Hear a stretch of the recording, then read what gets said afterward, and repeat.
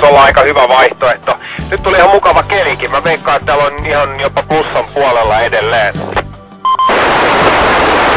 Olla, ja otan vielä sen mun powerbankin messiin, niin riittää virta ja täytyy viritellä, mutta se voisi olla sitten siellä Kulosaaren kirkon-tornin juurella, siellä on korkea paikka. Meinaat ottaisit käsi ihan alikko. Eli käsikapula. Alikko olisi yksi, mutta se on aika virtasyö. Se joo.